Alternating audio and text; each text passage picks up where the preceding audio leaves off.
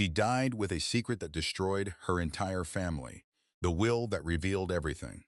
Most mothers die with their children holding their hands, whispering, "I love you," leaving behind recipes, jewelry, maybe a little money in a savings account. Margaret Holloway left behind something different. She left behind a will, and inside that will was a name nobody in that family had ever heard. And 3 weeks after they buried her, a manila envelope arrived at the front door. Inside were 40 years of lies. Inside were documents that proved, without question, that every single person sitting at that funeral had been living a stolen life. This is the story of what Margaret really did, what she really was, and what happened to the people she claimed to love when the truth finally came for them. Before we go any further, let us know in the comments where you're watching from. We'd love to hear from you. And don't forget to hit that subscribe button so you never miss any of our upcoming videos. Now, let's go back to the beginning. Because to understand what was inside that envelope, you first have to understand who Margaret Holloway appeared to be. And the word appeared is doing a great deal of work in that sentence, because Margaret Holloway was, for the better part of 4 decades, one of the most convincing performances any human being has ever put on. She was not a celebrity. She was not a politician. She was not someone whose name you would have recognized if you passed her on the street. She was just a woman, a mother, a neighbor, a churchgoer. The kind of woman who brought homemade pound cake to the school bake sale every single year without being asked. The kind of woman who remembered the names of your children, your grandchildren, and your ailing mother, and asked about all of them every time she saw you. The kind of woman that a small town in Ohio produces, it seems, once in a generation. The kind of woman that you trust completely, instinctively, and without a single moment of hesitation. That was Margaret Holloway. At least that was who she needed everyone to believe she was. And for 40 years, it worked. For 40 years, nobody questioned her. Nobody looked too closely. Nobody thought to ask where she had come from before Clover Hill. Nobody thought to ask why she never spoke about her childhood, her parents, her past. Nobody thought to ask because people like Margaret, warm, generous, steady, rooted people, they don't have secrets. That's what everyone thought. That is what everyone believed, right up until the day she died. And even then, even at the funeral, even standing graveside in the cold Ohio March air, watching them lower her into the ground, her children still believed it. They had no reason not to. She had given them no reason. She had been so careful, so extraordinarily, exhaustingly careful. Her name before Clover Hill was not Margaret Holloway. That is where this story truly begins. Her real name was Carol Ann Briggs. And Carol Ann Briggs was born in 1952 in a small industrial city in eastern Kentucky, the second of 3 children raised by a single mother who worked double shifts at a textile factory to keep the lights on. Carol Ann grew up fast, the way children do when money is always the conversation at the dinner table, and there is never quite enough of it. She was sharp. People who knew her as a young woman used that word consistently, sharp. Not just intelligent, though she was that too, but sharp in the way that cuts. She had a way of reading a room, reading a person, understanding in seconds what they needed to hear and then saying exactly that thing. It was a gift, the people around her said. Looking back, of course, a gift is not quite the right word for it. But at the time, as a young woman finding her footing in a world that had given her very little, it simply looked like charm. It looked like charisma. It looked like the natural confidence of a woman who knew her own mind. And people were drawn to her. They always were. She left Kentucky at 22 and made her way to Lexington, where she found work as a receptionist at a mid-sized property management company. She was efficient. She was personable. She advanced quickly. Within 3 years, she had moved from reception into the administrative office, handling correspondence, scheduling, and eventually, financial documents. She had access to account numbers, to client files, to the private financial records of dozens of people who trusted the company she worked for. She had access, and she had intelligence, and she had the very specific kind of moral calculation that allows a person to look at something that belongs to someone else and decide, quietly and without apparent guilt, that it could belong to her instead. The first time she took money that wasn't hers, she took very little. $300, redirected from a client refund that was never processed. Nobody noticed. The second time she took more, and then more after that. And she learned in those early years that the key to taking from people without getting caught is patience. It is not speed. It is not boldness. It is the slow, invisible accumulation of small things, so gradual that no single moment ever looks like a crime. She was patient. She was methodical. And she was very, very good at it. By the time she was 28 years old, Carol Ann Briggs had quietly redirected tens of thousands of dollars through a series of accounts that could not be easily traced back to her. She had also learned something else, something that would define the next phase of her operation. She had learned that the easiest people to steal from are the people who trust you the most, not strangers, not corporations, not institutions with compliance departments and auditors. People, human beings who have let you into their lives, who believe in your sincerity, who would never in 1,000 years think to double-check the math on something you told them because you have been so consistently kind, so consistently reliable, so consistently there. She had learned that trust was the most valuable currency on earth, and she knew exactly how to counterfeit it. It was 1980 when she met Dorothy. Dorothy was 24 years old, working as a bookkeeper for a small residential property firm on the east side of Lexington.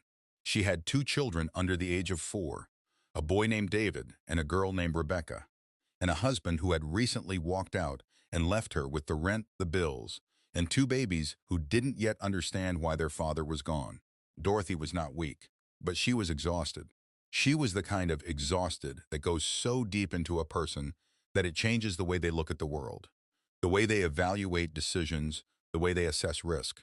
When you are that tired and someone offers you a hand, you take it. You do not stop to examine the hand too closely. You just take it because you are drowning and something is finally being extended to you, and the alternative is going under. Carol Ann extended that hand. She met Dorothy through a mutual colleague, and within weeks she had inserted herself into Dorothy's life with the precision of someone who had done this before. She was generous. She showed up. She brought groceries. She watched the children so Dorothy could sleep. She became indispensable in the way that only someone who has studied exactly what a desperate person needs can become indispensable. And Dorothy, who was 24 and exhausted and alone, who had 2 babies and no safety net and no one else showing up, let her in. She trusted her completely. What Dorothy did not know, what she had no way of knowing, was that Carol Ann had chosen her deliberately, because Dorothy, as a bookkeeper, had access to financial records, real ones, client accounts, property ledgers, payment histories for dozens of tenants and owners across the east side of Lexington. And Carol Ann needed access to those records. She had been expanding her operation, moving from small internal redirections to something larger, something more systematic. She had identified a pattern: elderly residents, largely isolated with savings accounts and property assets, and no family member checking in regularly enough to notice discrepancies. She had identified the pattern, but she needed the data. She needed the names, the account details, the financial fingerprints that would let her move money without triggering alarm. And Dorothy, unknowingly, had all of it. Dorothy brought work home. Dorothy talked about clients. Dorothy trusted Carol Ann the way you trust a person who has held your sleeping children and brought you soup when you were sick and been there, consistently, without asking for anything in return. At least without visibly asking for anything in return. Because Carol Ann was asking.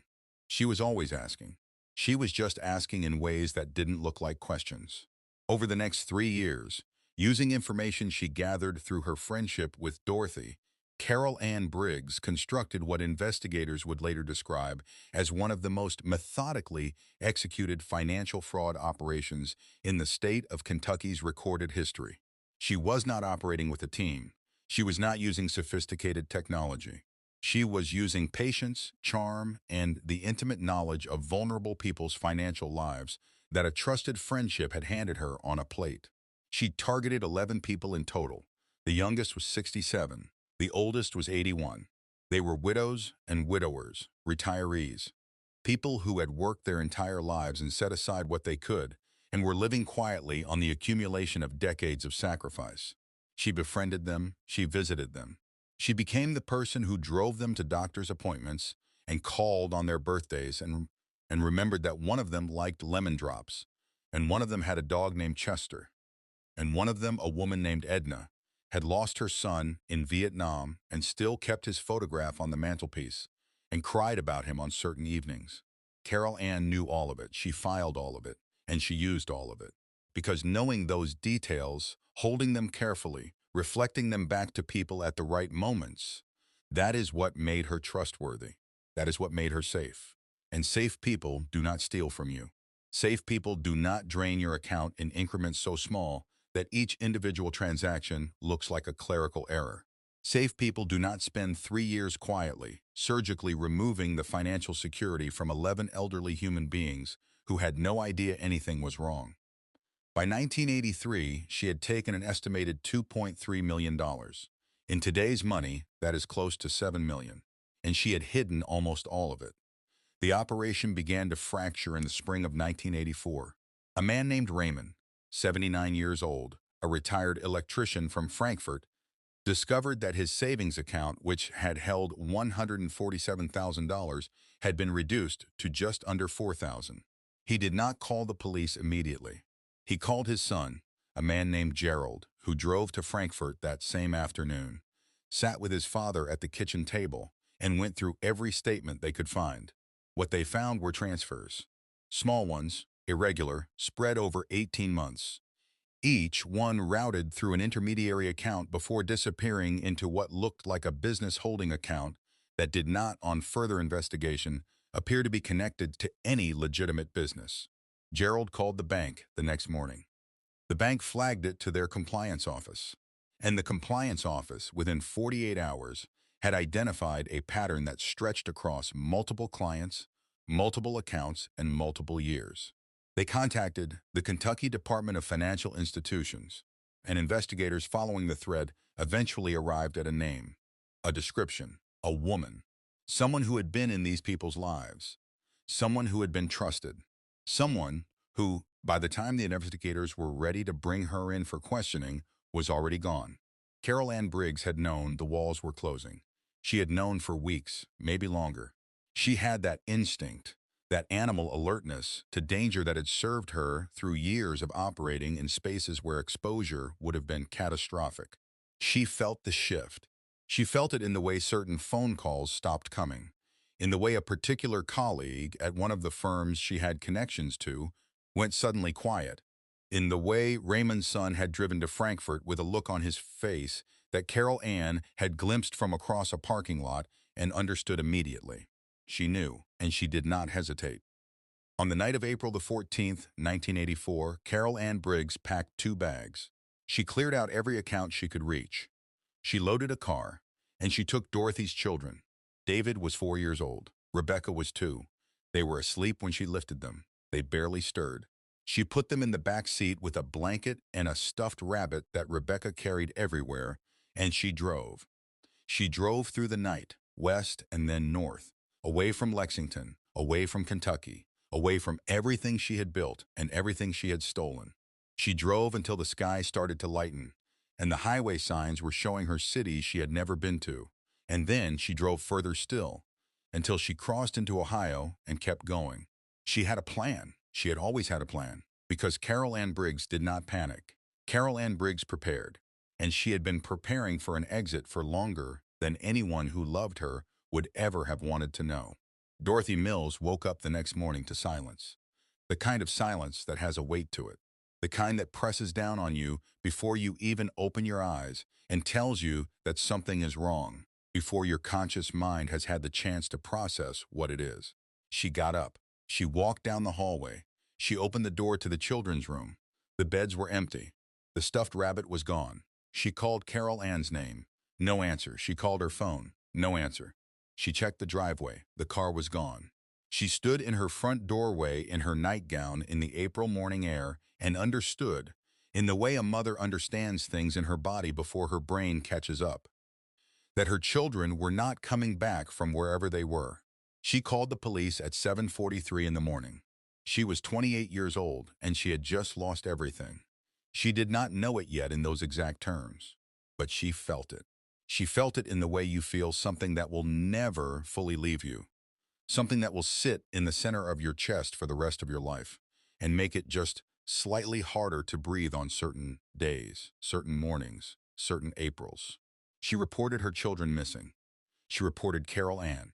And Carol Ann, who was by then already deep into Ohio, already becoming someone else, already rehearsing a new name in her own mind, was added to the list of people law enforcement was looking for in connection with the Kentucky fraud investigation. Except that Carol Ann Briggs was very good at disappearing. She had the money, she had the preparation, and she had two small children who were too young to remember their own names with any certainty, let alone where they had come from.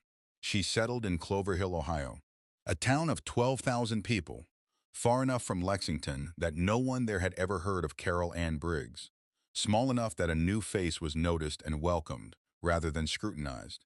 She rented a house on the east side of town. She introduced herself to her neighbors as Margaret Holloway. She said she was a widow. She said she had come from Indiana. She said her husband had died young, a heart condition, and that she was starting fresh, just her and her little ones. People believed her because she was warm, and she was plausible, and she had those two small children on her hip, one on each side, and a steady, quiet kind of grief in her eyes that made everyone around her want to help her rather than question her. She enrolled David in preschool under the name Daniel. She enrolled Rebecca under the name Susan. She had documents. She had spent a portion of the stolen money on identity construction that was, for 1984, remarkably thorough. Birth certificates, a social security number, a fabricated school record for the older child. Everything a young widowed mother moving to a new town would need, produced with a kind of care that only someone who knew exactly what they were doing could manage. And Margaret Holloway, formerly Carol Ann Briggs, settled into Clover Hill like she had always been there, like she had been born there, like she belonged. And the extraordinary, unsettling, deeply uncomfortable truth is this: she was good at it, not just at hiding, at being there, at being Margaret, at being a mother. Because whatever Carol Ann Briggs had been before, whatever calculation and coldness had allowed her to drain the savings of elderly strangers, whatever detachment had allowed her to drive away from a sleeping woman's house with that woman's children in the back of her car, she loved those children. By every account, every neighbor, every teacher, every person in Clover Hill who watched Margaret Holloway raise Daniel and Susan, and later Thomas, the little boy she had herself in 1986, she loved them with a fierceness that was real. That was the thing that made the story so difficult, later, when the truth came out. Because it would have been easier, in some ways, if she had been cold to them, if she had been neglectful, or harsh, or if there had been some visible cruelty that explained the original cruelty. But there wasn't. She was a good mother. She was present and attentive and patient and kind. She went to every school event. She learned every teacher's name. She helped with homework and drove to practice and sat up through fevers and made birthday cakes from scratch and told bedtime stories with genuine investment and warmth. She created a home that felt safe and full and real. She created children who grew up believing they were loved. And they were. Whatever else Margaret Holloway was, that part was true. The love was true. And that made what came after, what she had taken from them, what she had chosen never to give back, harder to hold. Not easier. Harder. Daniel grew up to be a high school football coach. Steady, quiet, well-liked in the community where he had spent his whole life. A man who coached the same sport he had played in high school, who knew his players' parents by name, who showed up early and stayed late and believed, fundamentally, in being reliable. He had never questioned who he was. He had a mother and a brother and a sister in a town he knew. He had a history. He believed, a past. He had a self. Susan became a nurse. She had Margaret's instinct for other people's needs, that same quiet attentiveness that could read a room and understand what was required. Though, in Susan's case, it was deployed in service of genuine care rather than manipulation. She had two children of her own, a husband she had been with since college, a life that was full and grounded and rooted. Thomas, the youngest, the biological child, was something slightly different. Sensitive in a way that his siblings were not quite, quieter in company, more interior. He had always been, by his own description in later years, the child who watched, who noticed, who felt the undercurrents in a room before anyone else acknowledged they were there. That quality would become significant later. More significant than anyone, at the time of Margaret's death, Understood. Margaret died on a Tuesday in March in the hospital, with all three of her children present. She had been declining for 18 months, congestive heart failure, a condition that had been managed for years before it stopped being manageable. She was 71 years old. She had lived in Clover Hill for 40 years. She had been Margaret Holloway for 40 years. And she died as Margaret Holloway, holding the hand of a woman who had been born Rebecca Mills in Lexington, Kentucky, and believed herself to be Susan Holloway of Clover Hill, Ohio. She died without saying a word about any of it. She died with her secret intact, or so she had arranged it to appear, because she had also, with the precision that had defined everything she had ever done, left instructions. The funeral was held on a Saturday. The church was full. People came from all corners of Clover Hill. People who had known her for 30 years and 20 years and 10 years. People whose children had been in her Sunday school class. People she had fed and helped and sat with in hard times. They came because she had mattered to them, because she had been real to them, because the Margaret Holloway they knew had been someone worth grieving. And they grieved her. And her children stood at the front of that church and received condolences and held each other and cried the way you cry when you lose a parent, which is with a grief that is physical, that lives in your chest and your throat and the backs of your eyes. They did not know, not yet. They stood there not knowing. And Margaret lay in her casket, having arranged for them to find out on her own timeline, in her own way, with the kind of control she had never once in 40 years surrendered.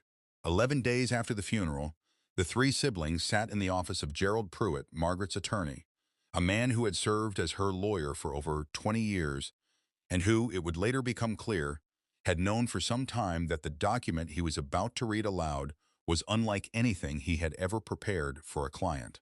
He had not known the full story. Margaret had not told him everything.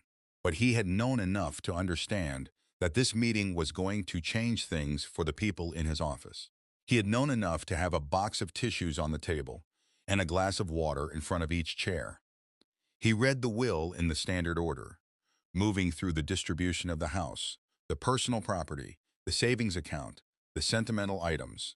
And then he turned to page 4, and he read a clause that he had asked Margaret about 3 times during its drafting, each time receiving the same answer, delivered in the same quiet, immovable tone. He read, "And to the estate and rightful heirs of Carol Ann Briggs, I leave acknowledgement, an apology, and the contents of the safety deposit box held at First National Bank, Clover Hill, Ohio, box number 114. The room was silent. Daniel looked at Susan. Susan looked at Thomas. Thomas looked at the table. Gerald Pruitt took off his glasses and set them down. Nobody spoke for nearly a full minute. And then Daniel said the only thing that made sense to say in that moment. He said, "Who is Carol Ann Briggs?" Gerald Pruitt said he did not know. He was not lying, not entirely. The safety deposit box was accessed 4 days later.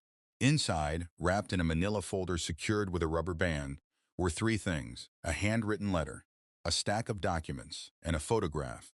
The letter was in Margaret's handwriting, the same careful, slightly formal script that all 3 of her children recognized from birthday cards and grocery lists and notes left on the kitchen counter. It began, "I have tried to write this letter many times over many years. I was never brave enough to finish it before now. I am finishing it now because I no longer have a choice, and I think, somewhere in the part of me I tried very hard not to listen to, I always knew it would come to this. I am asking you to try to understand. I am not asking you to forgive me. I know the difference." The documents behind the letter were a collection of records. Kentucky court filings, a police report dated April 1984, newspaper clippings from the Lexington Herald-Leader, financial investigative summaries, and 2 documents that made Daniel's hands shake so badly he had to set them down on the table and press his palms flat to stop them. 2 original birth certificates, not the ones he had seen before. Not the ones that said Daniel Holloway and Susan Holloway, children of Margaret and Robert Holloway, born in Indiana. Different ones, older ones, listing 2 children named David and Rebecca Mills, born in Lexington, Kentucky, to a mother named Dorothy Mills and a father named James Mills. The photograph was of a young woman, maybe 24 or 25, sitting on a kitchen floor with 2 small children, a boy and a girl, climbing on her. She was laughing. The children were laughing. On the back, in handwriting that was not Margaret's, were the words, David, Rebecca, and me, Christmas 1983. And below that, in Margaret's handwriting, added much later, in ink that had faded slightly differently from the original, Dorothy, I am sorry. They became mine because I loved them, but they were always yours. Susan sat in that room for 11 minutes without moving, without speaking. The attorney later said he had never in 30 years of practice seen anything like it. She simply sat. Daniel had left the room. Thomas had not moved either, though for reasons that at that point none of them yet understood. Susan sat and looked at the photograph of a woman she had never met. A woman laughing on a kitchen floor in 1983, a woman who had apparently lost 2 children and apparently never stopped being their mother, even from a distance of 40 years and several hundred miles. And Susan Holloway, who had been Rebecca Mills and did not know it, who had spent her entire life believing she was someone she was not, sat in a lawyer's office in Clover Hill, Ohio, and felt the ground shift underneath her in a way that she would later describe, in an interview with a journalist, as not feeling like an earthquake at all, but like discovering that the ground had never been there in the first place. Like stepping back and realizing you had been standing on something that was always an illusion. Like looking at your own reflection and not being entirely sure the face looking back is yours. 3 weeks after the funeral, the envelope arrived. It came to Daniel's house. No return address. A postmark from Columbus. Inside was a single document, a DNA analysis.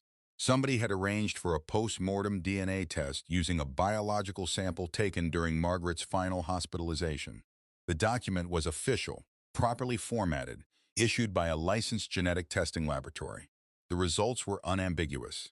Daniel and Susan Holloway shared 0% of their DNA with Margaret Holloway. 0. The document also contained a second page.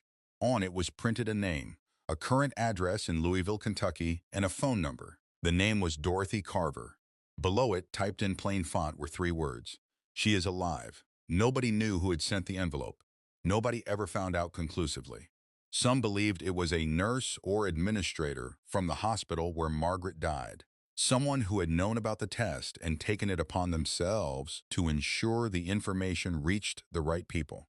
Some believed Margaret herself had arranged it, through a third party, as the final piece of a confession she had been building and calibrating and controlling right up to the end. Thomas, when asked later, said nothing. Thomas, it would turn out, was very good at saying nothing when saying nothing was in his interest. Daniel held that envelope for a long time. He held it and read it and put it down and walked away from it and came back to it and read it again. He was 54 years old. He had been a football coach for 26 years. He had lived in Clover Hill his entire life. He had a mother who had just died, a mother he had loved and grieved and stood over in a hospital room while she took her final breath. And he was holding a piece of paper that told him she had not been his mother, not biologically, not legally, not in any way that the state of Kentucky or the laws of the country would have recognized. She had taken him from a woman named Dorothy at age 4 and made him someone else and never told him. And somewhere in Louisville, Kentucky, there was a 73-year-old woman who had spent 40 years not knowing if her children were alive. He called the number on a Thursday evening. He said later that he did not plan it. He said his hands did it before his mind had given permission. He sat at his kitchen table and he dialed and he waited. It rang 4 times, and then a woman's voice answered, steady, a little wary, the way anyone is wary of an unknown number. He said, "Is this Dorothy Carver?" She said, "Yes." He said, "My name is Daniel Holloway, and I think you might be my mother." There was silence on the line. Not a short silence, a long one. The kind of silence that contains 40 years of unanswered prayers, and a mother who set 2 extra places at the dinner table, and a detective who said the statistical likelihood was that they were gone. Daniel held the phone and waited in that silence. And then Dorothy Carver, 73 years old, in her home in Louisville, said one word. She said, "David," and Daniel said yes. And she said, "I knew. I always knew you were out there. I never stopped." And Daniel Holloway, 54-year-old football coach, who had coached boys through hard things his entire adult life and had always been the steady one, the reliable one, the one who didn't flinch, wept. He said he wept in a way he had not since he was a child, completely, without restraint. because something in that woman's voice, in the way she said his name, the name he had not known was his name until 3 weeks ago, reached into something in him that he had not known was there. Something that had been waiting, without knowing it was waiting, to be called home. Before we dive deeper, let us know in the comments where you're watching from. We'd love to hear from you, and don't forget to hit that subscribe button so you never miss any of our upcoming videos. Daniel called Susan that same night. He told her about the conversation. Susan was quiet for a moment, and then she said, "When are we going?" 2 weeks later, they flew to Louisville. They drove to a house in a quiet neighborhood on the south side of the city. Dorothy met them at the door. She was small, white-haired, leaning on a cane with a grip that suggested she leaned on it regularly but had not always needed to.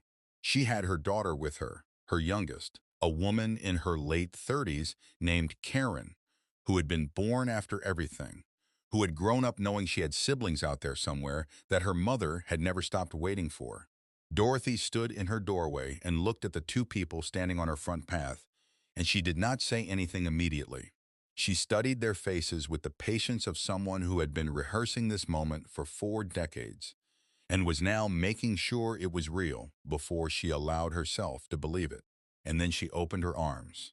And Susan, who had been Rebecca, who had been taken at age 2 and had no conscious memory of this woman, but something else, something older and deeper than memory, and walked up that path and into those arms and held on.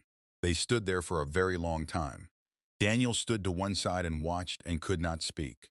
Karen stood in the doorway with her hand over her mouth, and Dorothy held Susan and said, "You were so small. You were so small when she took you. I have thought about you every single day." They spent 6 hours together that first day.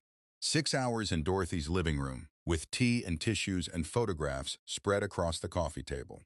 Dorothy had kept everything, albums from before. Pictures of David and Rebecca, as babies, as toddlers, as 2-year-olds and 4-year-olds, running in a backyard somewhere in Lexington in the summer of 1983, 9 months before everything changed. Daniel picked up a photograph of himself at 3 years old, sitting on a kitchen floor with a wooden spoon in his hands, mid-tap against a cabinet door. He stared at it for a very long time. Then he said, "I have done that my whole life. Tapped wooden spoons on countertops. My whole life. Margaret used to tell me to stop." He looked up at Dorothy. He said, Did I do that as a kid?" And Dorothy started laughing and crying at the same time, in the way people do when something is unbearable and recognizable and joyful all at once. She said, "Every single day, I could not get you to stop." Dorothy told them about their father, a man named James, who had left the family before Carol Ann appeared, who had not been in their lives at the time of the abduction, who had later been found and notified that his children were missing, and had spent years trying to locate them before dying in 1991 without resolution. He had died not knowing. That part landed on Daniel and Susan in different ways. Daniel went quiet. Susan asked Dorothy to tell her everything she could remember about him, what he looked like, what he was like, what he had wanted for his children before everything fell apart. Dorothy told her. She told her all of it. She had clearly rehearsed those answers too, without knowing she was rehearsing them. They were the answers a mother gives when she has spent 40 years alone, as the keeper of her children's entire history, the only one left who remembered who they had been before they were taken from her. Thomas did not go to Louisville. He said he needed time. Daniel and Susan accepted that. They were processing so much themselves that the idea of pressuring Thomas felt wrong. He was the only one of the three who was exactly who he had always believed himself to be. His identity had not been rewritten. His mother was still his mother, biologically, legally, in every verifiable sense. He was in a different position. They gave him space. They should not have given him as much as they did. Because while Daniel and Susan were in Louisville, Thomas was in a different attorney's office. Not Gerald Pruitt, a different one, in a city 40 minutes from Clover Hill. He was contesting the will. His argument was precise and legally constructed, and entirely without the emotional scaffolding of what his siblings had just discovered, which is perhaps the most telling thing about it. His position was this: the money held in Margaret's accounts, the $1.8 million that her will directed to the victims of Carol Ann Briggs' fraud, was under the law his. Margaret was his biological mother. The will's instructions were the wishes of a dead woman who had no legal authority to unilaterally determine the disposition of assets that constituted her estate. The victims of Carol Ann Briggs' crimes had not brought a civil claim. The criminal statute of limitations had long since expired, and Daniel and Susan, as non-biological and non-legally adopted children of Margaret Holloway, had no standing as heirs. Therefore, Thomas argued, the entire estate passed to him. He was the only legal heir, and he wanted what was his. It took Daniel and Susan 4 days to find out what Thomas was doing. Daniel found out on a Thursday morning through Gerald Pruitt, who had received a formal letter from Thomas's attorney. He sat with that letter for a very long time. He called Susan. Susan listened to everything he said and was quiet for a moment. And then she said she made a criminal out of him too. She hung up the phone. She did not call Thomas. Thomas did not call her. The silence between the three of them, the people who had grown up in the same house, who had shared the same mother, who had stood over the same grave 3 weeks ago, became a silence of a different kind. Not grief, something harder than grief. The case went to probate court. It attracted media attention, first locally and then nationally, because the outline of it, a dead woman's secret, stolen children, disputed millions, a family fractured by a will, was exactly the kind of story that spreads rapidly and holds people's attention firmly. The legal arguments on all sides were serious. Thomas's attorney argued that the money was Margaret's estate and that the will's directions, while morally notable, were not legally enforceable in the way Margaret had written them, particularly given that there had been no criminal conviction, no civil judgment, and no established legal mechanism for the distribution she had outlined. Daniel and Susan's attorney argued that the money had never legitimately belonged to Margaret, that the will was an explicit acknowledgement of its stolen origins, and that Margaret herself had documented this, had in fact left a paper trail that constituted a kind of posthumous confession and restitution directive. Dorothy Carver's attorney, who joined the proceedings on behalf of Dorothy herself and, by extension, the surviving victims and their families, argued the most fundamental position of all, that the money had belonged to specific people, that those people or their estates were identifiable, that Margaret had identified them herself in a yellow legal pad filled with names and dates and amounts that was found in the safety deposit box alongside everything else, and that the court had both the authority and the moral obligation to honor the directive of the person who had most comprehensively documented where the money came from and where it should go. The judge was a woman named the Honorable Patricia Vance. She was 61 years old, had been on the bench for 16 years, and had, by her own account and remarks she made after the ruling, never encountered a case that required her to consider simultaneously the law of estates, the ethics of posthumous confession, the rights of fraud victims across a 40-year gap, and the meaning of family identity. She took 12 weeks to rule. Her ruling was unambiguous. The $1.8 million would be distributed in accordance with Margaret's directive. Every dollar. To the victims identified in the yellow legal pad, or to their estates where the victims had died, with any undistributable remainder to be placed in a victims' compensation trust administered by the court. Thomas received nothing. He appealed. He lost. He has not spoken to Daniel or Susan since the ruling was issued. The people on that yellow legal pad, the 11 names Margaret had kept for 40 years, the names of the people Carol Ann Briggs had stolen from in the early 1980s. Most of them were gone by the time the money was distributed. 2 were still alive. A woman in her late 80s named Millicent, and a man named Harold who was 92, and who, when his daughter called to tell him that a check was coming, asked her to repeat the number twice and then said very quietly, "Well, I had given up on seeing that." The others had died, some years ago, some decades ago, and their money went to their children and grandchildren, people who had grown up knowing in many cases that their parents or grandparents had been defrauded but not knowing by whom, not knowing the money still existed, not knowing that somewhere in Ohio a woman named Margaret Holloway had been keeping a list. The reactions varied. Some were grateful. Some were furious, the anger being not at the distribution but at the decades it had taken. Some were simply quiet, the way people are quiet when something both resolves and deepens a wound at the same time. There is no clean way to receive money that represents the suffering your parent went through. There is no clean way to cash a check from a dead woman's conscience. Dorothy Carver, when a journalist asked how she felt about the ruling, thought for a long time before answering. She said, "I am angry. I think I will be angry until I die. She took 40 years from me. She took 40 years from my children. And she arranged to confess in a way that meant no one could look her in the face when she did it. She arranged everything on her own terms, the same way she always did everything on her own terms.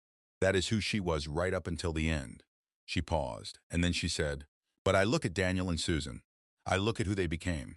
And they are good. They are genuinely good people.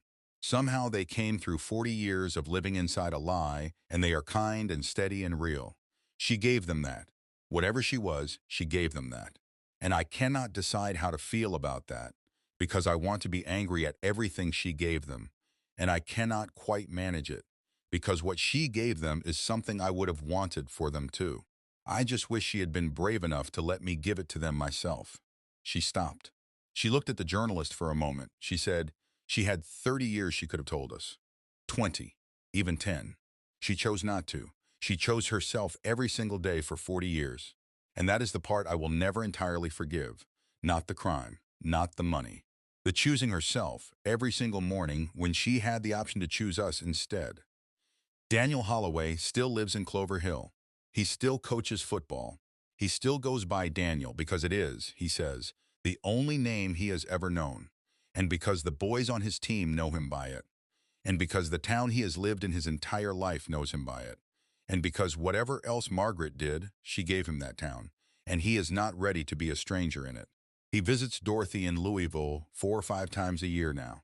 They're building something careful and slow and real, the way you build something that was taken from you before you were old enough to know what you had. He says Dorothy reminds him of himself in certain ways that have no explanation other than the one that cannot be explained except by biology and early memory and the mysterious persistence of self. He says he does not know what to call what they are to each other. He says he is still working that out. Susan visits more frequently. She and Dorothy have a relationship that is, by Susan's own description, one of the most complicated things she has ever tried to navigate, full of love and loss and the constant awareness of all the years between them that cannot be recovered no matter how many times they meet for tea in Dorothy's kitchen and look at old photographs.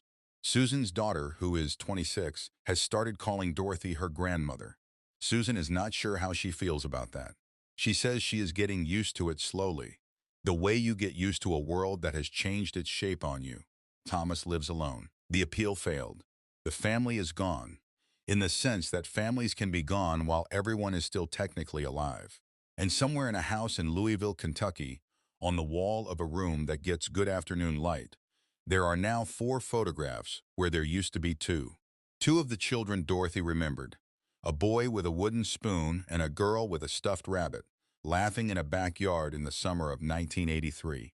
And 2 of the adults they became, a man in a football coaching jacket and a woman in nurse's scrubs, both of them squinting slightly into the same afternoon sun in a photograph taken outside Dorothy's house on the day they first came to see her. Dorothy looks at those photographs every morning. She says it still does not feel entirely real. She says she thinks it will take a long time before it does. She says she is not sure she has enough time left for it to fully feel real, but she is trying. Every morning, she looks at those 4 photographs and she tries. That is the story of Margaret Holloway, a woman who was also Carol Ann Briggs, a woman who stole money and stole children and stole 40 years from a mother who never stopped setting a place at the table, a woman who loved those children completely and raised them into good people, and then arranged her own confession at a distance, safe enough that she would never have to look into their eyes when the truth arrived. A woman who kept a list for 40 years because some part of her, the part she tried hard not to listen to, the part she mentioned in her letter, knew that the accounting was always coming, that it always comes, that you can defer it, shape it, control its timing, arrange its delivery, die before it lands. But you cannot stop it. The truth of what you have done moves through time the way water moves through stone, slowly, patiently, without urgency and without mercy. It arrives exactly when it arrives. and it changes everything it touches. What strikes me most about this story, what I keep coming back to, is not the crime. It is the choice. Every single morning for 40 years, Margaret Holloway woke up and chose. She chose to stay hidden. She chose to keep those children rather than return them. She chose to keep that money rather than send it back. She chose to keep Dorothy in the dark rather than make one phone call that would have given a grieving mother her children back while they were still young, while there was still time, while Dorothy still had the physical capacity to raise them and be known by them in the way a mother is known. She had 30 years she could have done it. She had 20. She had 10. She chose not to. Every day she chose not to. And she was, by all accounts, a good woman in the ways that her community could see. She was generous and warm and present and kind. She raised 3 children with love. She kept a list. She arranged restitution. She wrote a letter. She tried at the very end to make it right. But she made it right on her own terms, in her own time, when she was safely beyond consequence. And I think about Dorothy, setting those 2 extra places at the table. I think about that every single year. And I think that the deepest question this story asks, the one I want you to sit with, is not whether Margaret was good or bad. Those categories are too simple for what she was. The question is this: what do we owe the people we have wronged? When telling the truth will cost us everything we have built, what do we owe them? And is a confession that comes only when there is nothing left to lose? Is that a confession at all? Or is it just a way of dying clean? I don't have an answer. I'm not sure there is one. But I think it's worth asking. I think Dorothy would agree. If this story moved you, if it held you, drop a comment below. Tell me what you think about Margaret. Tell me whether what she did at the end changes anything about what she did at the beginning. Tell me what you would have done. Because I genuinely want to know. And if you want to hear more stories like this one, stories that sit with you, that make you think, that refuse to let you look away, hit that subscribe button. Because next week, we are going back into another story. One that starts with a simple question at a dinner table and ends in a federal courthouse. And I promise you, by the time it is over, you will never look at the people closest to you in quite the same way again. I'll see you there.